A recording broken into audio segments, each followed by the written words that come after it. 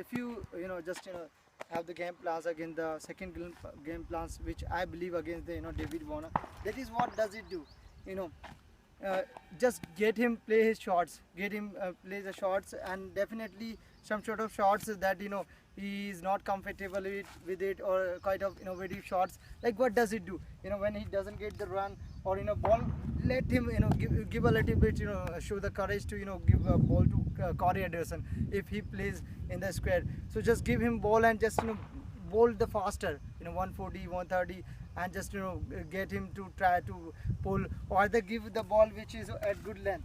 Sometimes what the David Warner does it, what does he do?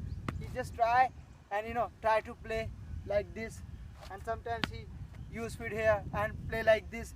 So you can have the which I believe that you can have the deep long on, or long off, and you can have the deep square leg, deep third man, either deep square leg and deep fine leg, and just bowl him faster and get some try to vary the speed, and sometimes give the quicker ball, sometimes give the slower one, and sometimes if he will not get the runs, he will try, and can be the poor shot selection by David Warner. There could be also a chance that sometimes he just flick.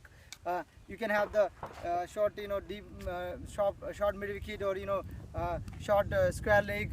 Sometimes he try and just play away from his body and try to execute shot which probably doesn't usually he doesn't play.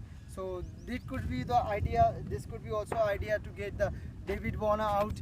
You have to get him ball at the at the outside of off stump, and just get. Sometimes you could give the slower one also, that he likes to play. He likes to play. He just doesn't use the feet much in his starting, but he likes to play the shot like that. Standing on the feet, try to sometimes very rarely he tries to go line up the ball, and he tries to play away from his body, and sometimes makes like that. So the long on and long off can play into the role, and these could be the ideas to get the David Warner out.